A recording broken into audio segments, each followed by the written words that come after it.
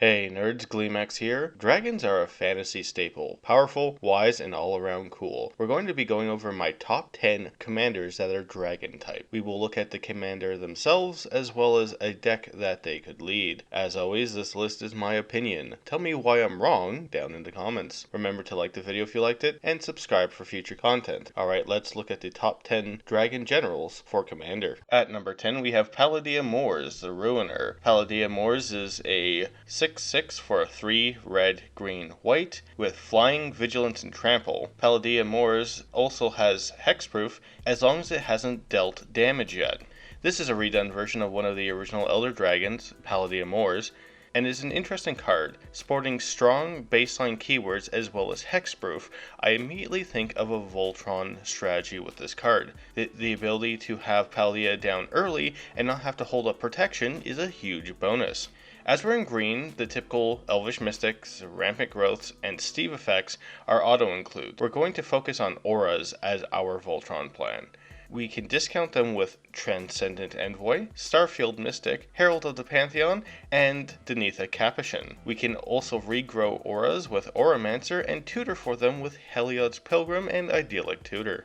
And, of course, we include the Enchantress package. Mesa Enchantress, Argovian Enchantress, Eidolon of Blossoms, and Satyr Enchanter all make their way into the deck. For increasing Palladia's power, we get All That Glitters, Ethereal Armor, and Helm of the Gods to exponentially increase our power and toughness for each enchantment that is attached to Palladia-Mors. I also like adding in Unflinching Courage and Armadillo Cloak, as the added life gain will offset multiple opponents teaming up on you at once. Sadly, red doesn't provide much in this deck, but it does provide a spicy piece of tech in Burning Anger. This lets Palladia hit anything for damage equal to her power. With Inherent Vigilance, this means you could potentially take out multiple opponents or threats in a single turn. Palladia is a powerful Voltron commander and earns her number 10 spot on the list. Coming in at number 9 is Niv-Mizzet the Firemind, Niv-Mizzet Perun, and Niv-Mizzet Draco Genius. Each of these is a dragon wizard with the ability to fly, in essence to draw a card and deal 1 point of damage to any target. The abilities change up on each one of the Niv-Mizzets, but that's essentially what they do. I placed all 3 Niv-Mizzets, in the same spot because basically each one fits into the same deck and you can rotate out which one is your general without having any impact on the playstyle. To start, there's Near Infinite combo with Niv and Curiosity or Ophidian Eye, which lets you draw a card which results in damage, and each point of damage results in drawing a card. It is best to include these, as having an I win button in a commander deck prevents a 4-hour slugfest. We are going to need card draw, and we're in blue, so Brainstorm is a must, as is Treasure Cruise. Blue Sun Zenith is great as it shuffles back into your deck, as well it operates as a pseudo fireball effect late game. Wheel effects, such as Windfall, Reforge the Soul, and Molten Psyche, provide large amounts of damage with Niv out, as well as triggering your other card draw synergy effects. Things like Teferi's Ageless Insight, which doubles all your card draw except the first card you draw each turn, and the Locust God is fantastic as it provides multiple hasty tokens every time you draw a card. Spicy tech I like to run in my personal Niv-Mizzet deck is Enter the Infinite.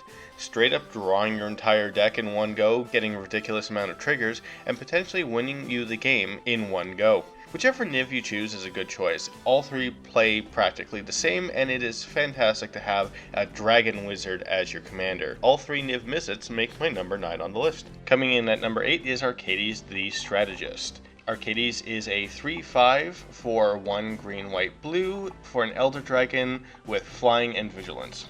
Whenever a creature with Defender enters the battlefield under your control, draw a card. Each creature you control with Defender assigns combat damage equal to its toughness rather than its power, and can attack as though it did not have Defender. Defender Tribal done right. Arcades is another one of the original 5 Elder Dragons that was retrained and makes for a very strong, aggressive build.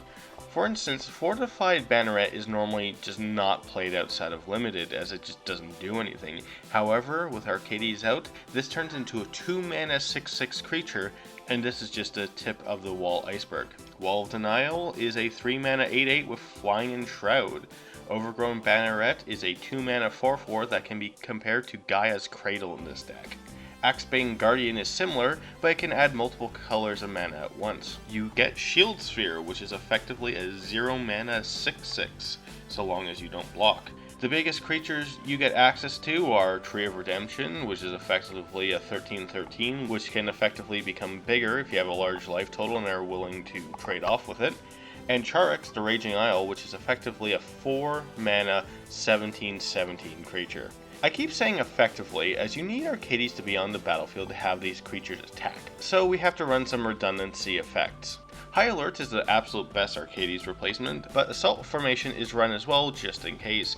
These cards also allow your creatures with Defender to attack, as well as use their toughness for damage calculations. Defender or Wall Tribal Arcades is a fun and surprisingly aggressive build. You get to play unique and rarely utilized cards. Arcades the Strategist is a big butt loving number 8. Coming in at number 7 is Skithiryx, the Blight Dragon. I'm just going to call him Skittles because his name is very hard to pronounce. Skittles is a 4-mana skeleton dragon for 3 black with flying and infect. You can pay a single black and give Skittles haste until end of turn, or pay black and regenerate Skittles.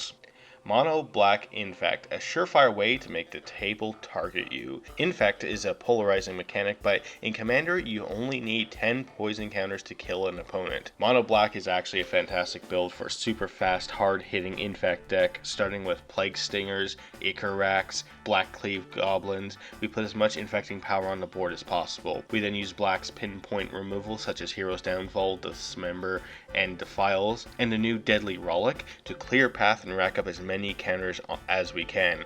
Our goal is to get at least 1 counter on each player so we can proliferate later. Mid-game we set up proliferate effects like Contagion Engine and Contagion Clasp to start proliferating the poison counters. Skittles is our finisher. Skittles comes down, giving itself haste and finishing off opponents with hasty infect damage. Skittles also comes in with built-in protection, so we can dedicate more slots to cards like Hatred and Howl from Beyond to pump our unblocked infect creatures for a quick win. I love infect. It forces people to think about early game. It's not overpowered in any capacity in Commander, but it can work, and Skittles is the premier mono black infect commander. If you're looking to build infect and play hard and fast, Skittles does amazingly well. Skittles is my number 7. Coming in at number 6 is Dragonlord Dromoka. Dragonlord Dromoka is a 5/7 Elder Dragon for 4 green-white. Dromoka cannot be countered and has flying as well as lifelink. Your opponents cannot cast spells during your turn. Dromoka is the dragon green-white hate bearer commander, which prevents your opponents from interacting with you on your turn, so you can safely set up stacks pieces and hate bearers to shut out a game. Dromoka is best suited for coming down mid-game to stabilize a lock. Your main lock pieces are varied, and you can customize them based on your playgroups. Some of my favorites include Granith Magistrate, which prevents opponents from casting their commanders, Hushbringer for shutting off aristocrats like Judith Scourge Diva, and Blink builds like Brago King Eternal. Spirit of the Labyrinth slows the game down to a crawl, while Collector Ufe turns artifact-focused decks off. Both Thalia, Garden of Thraben, as well as Vryn Wingmare make non-creature spells cost 1 mana extra to cast, which synergizes well with Deafening Silence, preventing more than 1 non-creature spell from being cast in a single turn. My spicy tech for Dromoka is Archon of Valor's Reach, a flexible hate card that provides a lot of coverage. Archon of Valor's Reach is a 5/6 for 4 green-white with Flying, Vigilance, and Trample. As it enters the battlefield, you choose Artifact, Enchantment, Instant, Sorcery, or Planeswalker, and players cannot cast spells of the chosen type. This is a universal silver bullet for any deck that is relying on any of these particular card types. As I've said, Dromoka comes down mid-game and is a giant threat by herself. She will close out games really quickly. Hatebear Tribal is amazing as it relies on synergy and knowledge of your personal meta. Dragonlord Dromoka Hatebears is a very rewarding number 6 on my list. Coming in at number 5 is Ramos Dragon Engine. Ramos Dragon Engine is a 6 mana 4/4 flying artifact creature dragon with whenever you cast a spell, put a +1/+1 counter on Ramos Dragon Engine for each of that spell's colors. You may remove 5 +1/+1 counters from Ramos to add 2 of each color mana to your mana pool, and you can activate this ability only once each turn. Ramos is our first 5-color commander and is perfect for a big mana haymaker dropping deck. Progenitus is probably the first thing that comes to mind, and Ramos can cast it off one activation of its ability. Note you can cast Progenitus, you get 5 more +1/+1 counters on Ramos, so you can do the same thing next turn. This engine is best exploited with one of my favorite cards in any 5-color build, Conflux. Conflux is a sorcery for 3 white, blue, black, red, green. It reads, search your library for a white card, a blue card, a black card, a red card, and a green card. Reveal those cards and put them in your hand, then shuffle. This lets you search out 5 cards which you can immediately cast by removing the 5 +1/+1 counters from Ramos. Some of the includes that I personally like are Maelstrom Archangel, Atraxa Praetor's Voice, and Maelstrom Nexus. But really, almost everything that is color mana heavy works in a Ramos deck. It's actually hard to pin down what a Ramos deck will do. Is it mutate focused? That's an option. God Tribal? Also an option. +1/+1 counter shenanigans? A great option. Or are they just looking to get you with their door to nothingness? Ramos is just an open-ended commander. You can slap almost a random assortment of cards together and it would probably work fine. In fact, I would love to check out your Ramos builds. Let me know what your favorite include is down in the comments. For now, Ramos is my number 5 on the list. Coming in at number 4 is Dragonlord Silumgar, a 3/5 flying elder dragon with death touch for 4 blue black. When Dragonlord Silumgar enters the battlefield, gain control of target creature or planeswalker for as long as you control Dragonlord Silumgar. The dragon sporting Tasigur as a necklace is my favorite Steal Yo Stuff commander.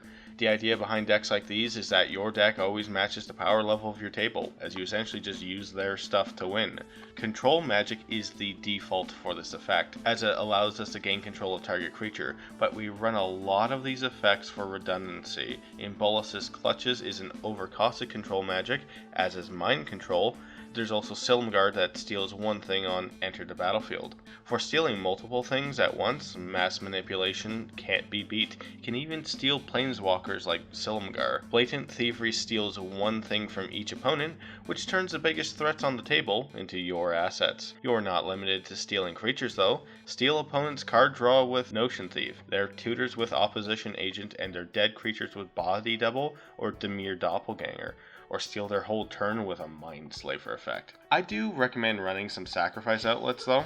Anything you steal with cards like Silumgar are returned once they die, so running Ashnod's Altar or Carrion Feeder means that you can prevent your opponents from getting their things back. Steal Yo Stuff Silumgar does effectively nothing on its own, to be honest, but utilizing your opponent's cards to win provides a very unique satisfaction that you can only get with a mind control themed deck. Silumgar is my number 4.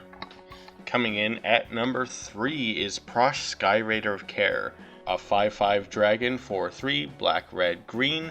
When you cast Prossh Skyraider of Kher, you create X01 red Cobalt creature tokens named Kobolds of Kher Keep, where X is the amount of mana that you spent to cast Prossh. You can sacrifice another creature, and Prossh gets +1/+0 until end of turn. Prossh is debatably the best Jund Aristocrats and combo commander. All the tokens Prossh provides make us excellent sacrifice fodder for Goblin Bombardment effects, letting us turn each token into 1 point of damage. However, if we have Mayhem Devil, Poison Tip Archer, Blood Artist, and Bastion of Remembrance, each Cobalt we sacrifice does exponentially more damage. As Prossh himself is a sacrifice outlet, we can put out a lot of damage on the same turn he comes out with some minor setup. But sacrificing for damage isn't the only use for the Kobolds. Moldervine Reclamation and Smothering Abomination provide large amounts of card draw. Aristocrat Prossh also gets to run cards like Sprouting Thrynax, cards that come with multiple bodies which we use for sacrifice fodder. One of my favorite pieces of special tech is Ogre Battle Driver. Ogre Battle Driver is A 3/3 for 2 red. Whenever another creature enters the battlefield under your control, it gets +2/+0 and gains haste until end of turn. That's right, this makes Prossh come in with at least 6 2/1 hasty kobolds, letting them swing in for big damage before being sacrificed to make more tokens with cards like Tooth and Claw. I'm going to briefly mention Food Chain. Food Chain lets you infinitely cast Prossh over and over, effectively using the tokens he creates to produce exponentially more mana that can only be spent on creatures that we sacrifice Prossh for and replay over and over again. This will win you the game on the spot. If you can afford to run Food Chain, you probably should play it. Prossh provides a very unique experience while playing, and is a well-deserved number 3 spot on my list. Coming in at number 10 is the Dragon, a 10/10 dragon avatar for 4 white, blue, black, red, green, has the Eminence ability. So as long as the Dragon is in the command zone or on the battlefield, all other dragon spells you cast cost 1 less. Of course, it has flying, and whenever one or more dragons you control attack, you draw that many cards, then you may put a permanent card from your hand onto the battlefield. The Dragon is the timmiest of Timmy decks. You play your favorite dragons. That's it. Your commander discounts each one and will close out a game really quickly once it starts attacking. For additional mana discounts, we run Dragon Speaker Shaman, Urza's Incubator, and Dragonlord Servant. Dragons are expensive, and these help a lot. For synergy, Lathless Dragon Queen lets each non-token dragon come in with a 5/5 flying friend. Atarka Worldbreaker gives attacking dragons freaking double strike, each one. Silumgar Drifting Death can wipe out opponents' boards just by attacking. Karthus Tyrant of Jund gives all your big boys haste. But you know what else does? Hellkite Courser. This gives you a free Dragon attack. It's really good in the deck. We also get to run Crux of Fate, which is tailor-made for Dragon Tribal. It's a board wipe for all non-dragons. You only run dragons generally. I don't normally recommend Planeswalkers, but I am going to recommend Sarkhan the Mad. His -4 can just send one opponent to the Shadow Realm by having all your dragons hit them.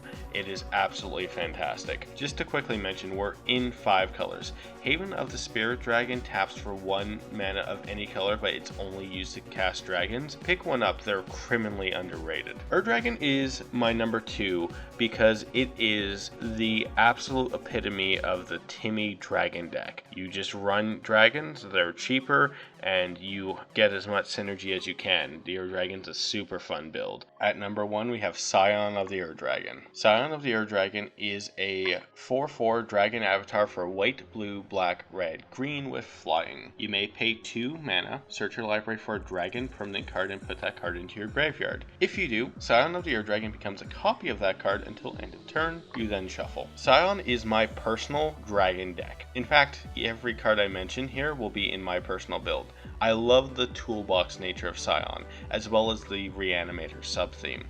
Often you will leave mana up to be able to respond to various effects. If Scion is targeted, make him Silumgar Drifting Death to take advantage of Hexproof. If a Wrath effect is coming at you, become Skittles for regeneration, or have it turn into Kaiga the Tidestar to steal the biggest threat on the table as Scion dies. If you want a wheel, you can even attack and have it become a Dragon Mage and have everyone discard their hand and draw 7 cards. One of my favorite lines of play is to use Scion to dump a Blade-Winged Arisen into the graveyard, then use the ability again to dump an Utvara Hellkite, and then use an Animate Dead effect to bring back both, as Blade-Winged Arisen will bring back whatever else you want from your graveyard. You can then attack, make a bunch of dragon tokens when you swing in. It's absolutely fantastic. Late game, you usually win with a Twilight's Call effect to bring back all of your beefy Sky Lizards and just swing out. I put Scion at number 1 for 2 reasons. One, I run the deck personally and I'm very biased towards it. But the second reason is the unparalleled customization you can do in the Scion build. Practically every set has a dragon, and every new one is a potential new silver bullet you can slot into a Scion deck to crush some opponents. It is amazing. Scion of the Dragon is my number 1 dragon commander. Well, nerds, that was my list for the top 10 best dragon commanders in EDH. Who's your favorite dragon in Magic? What super secret tech do you use in your dragon builds? Do you have any commander decks that have a dragon as the general? I'd love to hear about it down in the comments. Remember to like the video if you liked it, subscribe for similar content in the future, and have yourself a great day. Thanks, nerds.